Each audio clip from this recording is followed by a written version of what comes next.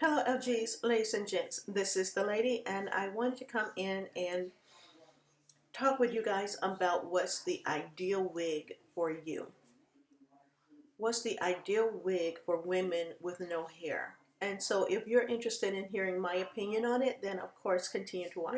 Alright guys, so the first thing you want to think about is your budget.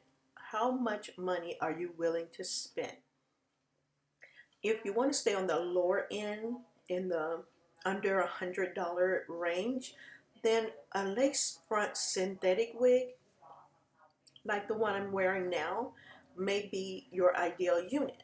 This one costs anywhere from $40 to $50, and you can play with colors, you can play with length, you can play with textures. There's a there's a wide range of beautiful lace front synthetic wigs almost look like human hair. The one I'm wearing is heat sensitive. That means you can flat iron it, you can curl it. Um, it mimics human hair, and so you're going to pay, in the $40 to $50 range. Sometimes you can get up to $70 to $80 in a synthetic, simply because of the quality of the hair, how much lace it gives you. This particular one only gives about an inch to an inch and a half of lace, okay, and that's the lace right in here, okay, and that goes from ear to ear. There are some that goes very deep into the crown of your head, and of course there are some that have no lace at all. So it just really depends on your preference, your price range, and what you're looking for. If you want a style that is that's going to keep, no matter if it's raining or snowing or super hot, or super duper hot, synthetic wigs are the way to go. I mean, they don't change their style, their texture. They can tangle quite a bit, and so you probably want to keep on hand a nice wide tooth comb, or a brush of some sort, so that you can keep combing out those tangles, especially when you start getting into length of 18 to 20 inches. The longer the unit, the more it's going to tangle, because it's going to be rubbing up against your chair, your seat in your car, up against your clothes, and that sort of thing. Okay? But to start off with lace wigs, synthetics are the way to go. Okay, this will break you into learning how to handle wearing a lace. But normally for a synthetic lace front wig, you don't have to use tape or glue or anything. It does have a strap in the back for adjusting, so that if you needed to, you can make it tighter, so that it will be snug on your head, or you can loosen it up if your head is a little bit bigger. Okay. Now, for those of you who want to, venture into the human hair market, then you get into the $100 ranges. A human hair unit can run anywhere from 200 on up to $600 to $700, depending on your specs. And you're using this as a hair replacement system. It's a great investment, and you need to look at it that way, so that when you start spending that kind of money, you're looking for quality over quantity. Synthetic wigs, you're looking for quantity over quality. Synthetic wig will probably last. Some people can get synthetic wigs to last, for up to a year, because they have replacements, so that when they are doing maintenance on one, they're using another one. Okay, so that's how you can extend the life of a synthetic. Now, when you're getting into the human hair unit, human hair is going to act just like your natural hair would. It's going to fall and drop if you put curls in it. If it starts to rain or get very humid, those curls are going to drop. Okay. However, with a human hair unit, you'll be able to color it, you'll be able to cut it into different styles. You can bleach it. I mean, it's just so many things you can do with human hair like you used to do with your own. But keep in mind, just like your own hair may have fallen out because of the many things that we used to do to our natural hair, it will do the same with a wig, a human hair wig. If you bleach it too much, if you color it too much, if you put too much heat on it, it will damage the hair and the hair will start to break off and fall out. Okay, what kind of cap design or what kind of base you want on your human hair unit. The one I have, I'm going to show you, is a thin skin and a gripper. Okay, this is a human hair unit. You can see she's quite long, about 22, maybe 24 inches, and she has thin skin.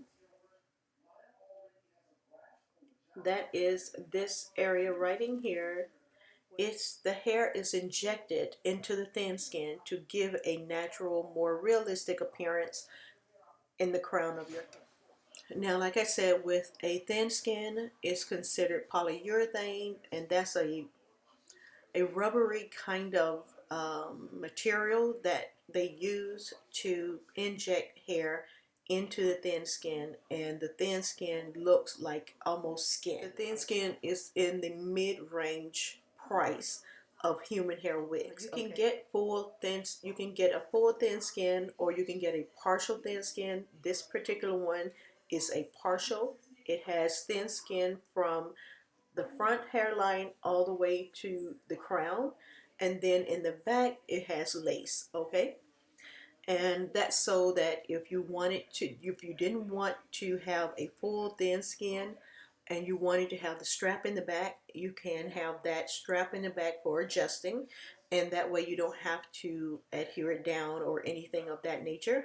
Plus, the lace in the back will give you ventilation so that you can get underneath the unit, because a thin skin is going to be skin to skin contact. It's going to stick to your head, all right, like a mold, and you're going to get some perspiration, a little bit of moisture underneath the unit. Then on the higher end, you get into the silicone. The silicone is going to be on the higher than the thin skin, and that is because the silicone acts as a gripper. We call it a gripper. It grips your bald head or your fuzz buzz. Okay, it needs to be it needs to be in contact with your skin, and it will grip your skin and keep your unit in place so that there is no slippage during your wear. Okay, and that can range anywhere from 700 to 8, 9, $2,000. Okay, you starting to get really into the heavy hitting of wigs. It can come with lace in the front so that you can get that natural hairline that you get with lace front wigs. Okay, so you can get the lace in the front, and then you'll get the silicone in the back, and it's like wefts of, it's like strips of silicone in the back and at the crown, so that the silicone can grip the crown of your head as well as the back of your head. So like I said in the beginning, it's really based on your budget and what it is that you're trying to achieve when you're wearing a wig. You want a unit that's going to keep a certain style. A synthetic wig is probably your best bet. If you like versatility and you want to switch it up, you want to color it, you want to cut it, you want to curl it, you want to straighten it, human hair wigs are the way to go. Depending on the base that you choose for your unit, whether you're going to choose a front lace wig, a full thin skin, or a partial thin skin, or silicone. Those are the choices that you have to make. What is your desired effect? What you're trying to achieve with the unit, and we go from there. Okay, so if you guys have any other questions about what type of wig is the best wig for you, then of course leave them in the comment section. I'll be more than happy to answer those questions for you guys. I hope this was helpful. I get this question a lot from clients of mine who are ordering custom made wigs, which unit I would recommend. And so I thought I would come in and do a video for you guys and answer some of those questions. So thanks for watching. Be blessed and a blessing. I will see you guys on my next video. And a blessing. Bye bye.